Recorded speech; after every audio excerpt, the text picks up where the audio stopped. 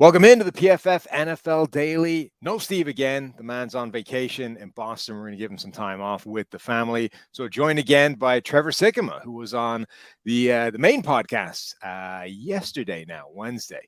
So, Tev, today's PFF NFL Daily, we're going to talk Russell Wilson, the Seattle Seahawks. Are they headed for divorce? And if so, where does Russ end up?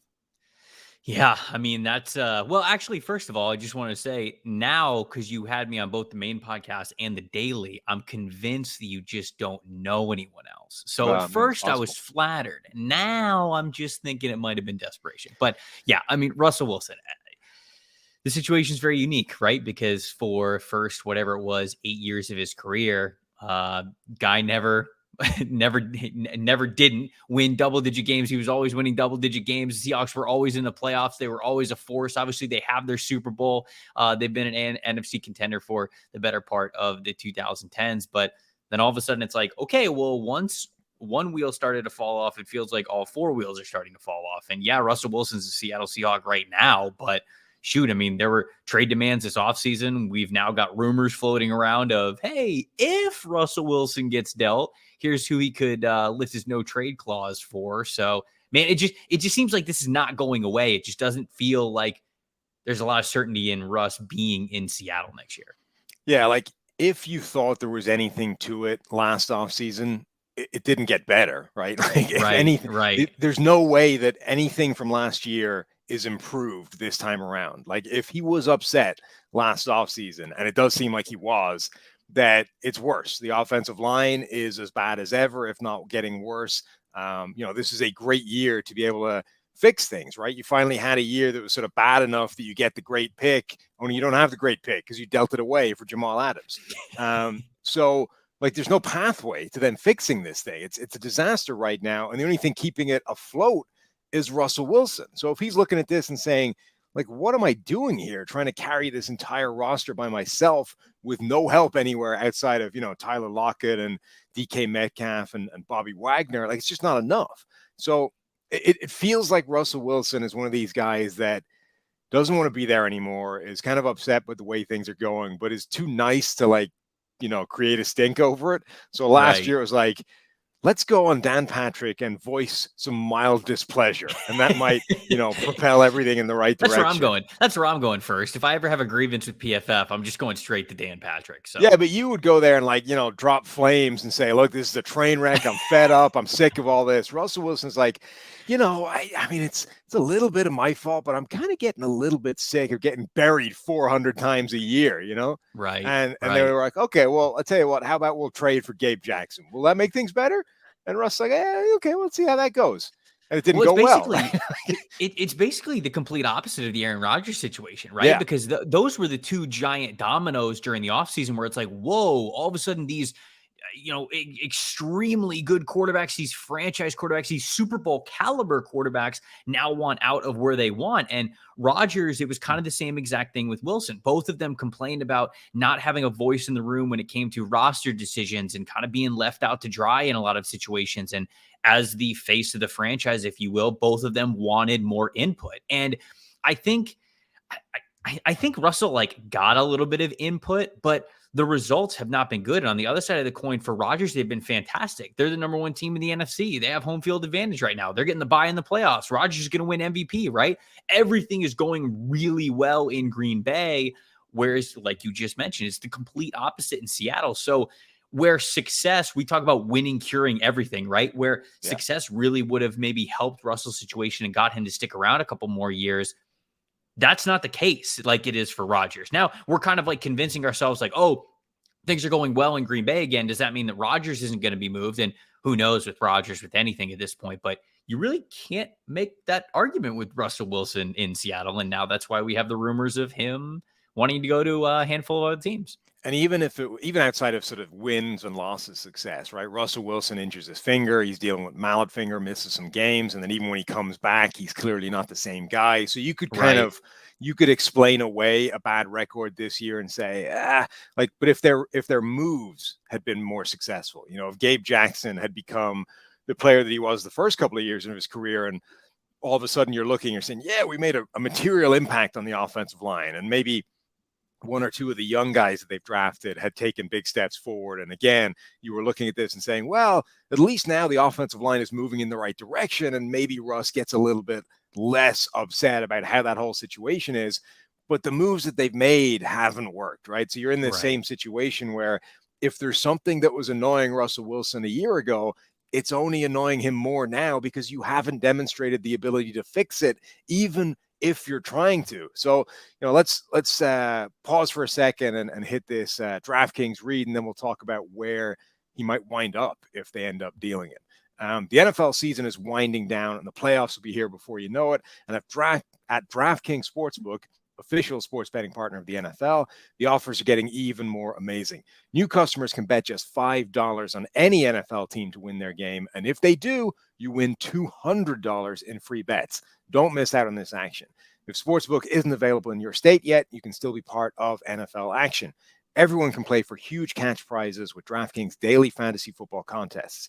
DraftKings is giving all new customers a free shot at millions of dollars in total prizes with their first deposit. Download the DraftKings Sportsbook app now. Use promo code PFF. Bet just $5 on any NFL team and win $200 in free bets if they're victorious. That's promo code PFF this week at DraftKings Sportsbook, an official sports betting partner of the NFL. Must be 21 or older, New Jersey, Indiana, or Pennsylvania only. New customers only. Minimum $5 deposit and $1 wager required. One per customer. Restrictions apply. See DraftKings.com/sportsbook for details. Gambling problem? Call 1-800-GAMBLER. All right. Let's say they deal him. Let's say this relationship is beyond repair. Russell Wilson, has the ability to veto any destination he doesn't like. He's got that no trade clause, so he has skin in the game. Where makes sense?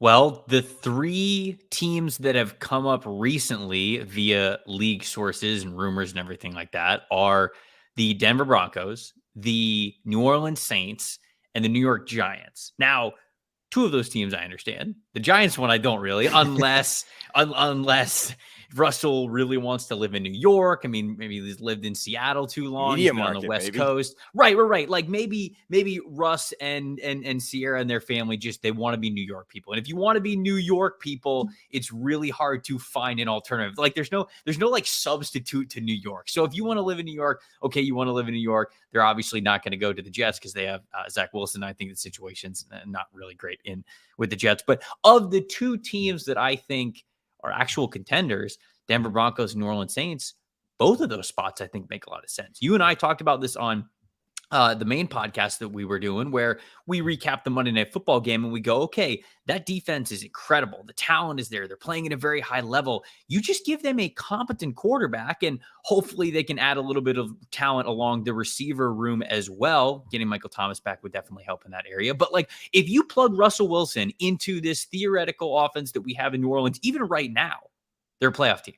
No question about it. They are absolutely a playoff team. They might even be a contention team, depending on how that defense is playing. And I would say if they had Michael Thomas back. So I think New Orleans makes sense. And then Denver's got one of the best rosters in the league. They just have zero quarterback. And I don't think there's any doubt about it with them also being a Russell Wilson away from not just the playoffs, but also contending. I would also be really fascinated to see what Russell Wilson paired with Sean Payton looks like, because I think, yeah, of course, Pete Carroll takes all this crap for handicapping Russell Wilson, for holding him back, for dragging him down, for, establishing the run, for not letting Russ cook, all these kinds of things.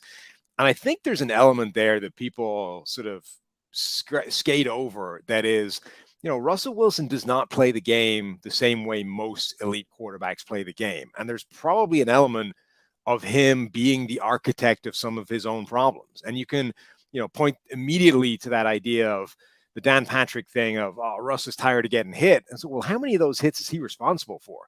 And it's quite a large number. Like, PFF charts, pressure plays, hits, sacks, all those kinds of things where the quarterback is primarily responsible, right? So plays where they're doing ridiculous things in the pocket or removing the leverage of offensive linemen or holding onto the ball too long and all those kinds of things. But there's also plays beyond that where the quarterback is at least partially responsible, or, the difference between that quarterback getting hit and Tom Brady not getting hit is how quickly he gets rid of the ball. Like Russell Wilson stresses his pass protection way more than most quarterbacks, and probably more than, all but a couple of QBs in the NFL. So he, I think, is part of the issue. And I don't know that Seattle has any idea like how you maximize Russell Wilson without hindering him in those terms. I wonder if Sean Payton would.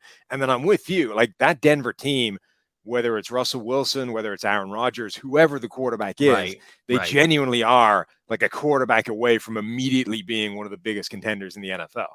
I think Denver's probably the best spot, but I'm not going to lie. I would want Russell Wilson to go to New Orleans. Like, just as I'm like a fan of football, like I feel like that's such a great spot for him. I mean, being able to play in that dome, in that environment. Sam, I don't know if you've ever been in the Superdome for a big game, but I used to cover the Buccaneers back in my earlier years. And when I say that, I mean like 4 or 5 years ago. And we would go on those road games and we would travel for media and we would be in that stadium, and there's no press box in New Orleans. It's all wide open. You sit at the top of the stadium, but it's all wide open. There's no glass. It's not enclosed or whatever. You are in the stadium with everybody else. And for those divisional games, Bucks versus Saints, I mean, it's no joke. That place is loud. The city comes alive for the Saints. And I feel like just Russell being that kind of guy, that all in on his team, all in on his city guy, I feel like it would be perfect for New Orleans.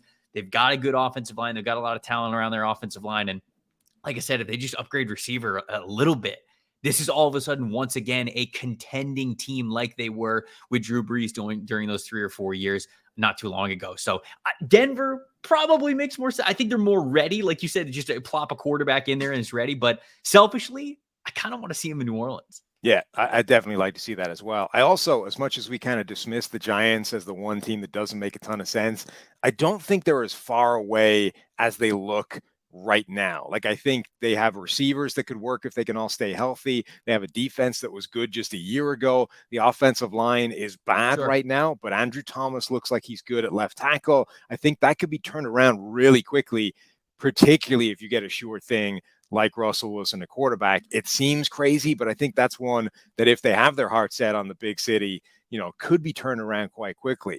But Trev, thanks for standing in for the NFL Daily today. That's been the PFF NFL Day.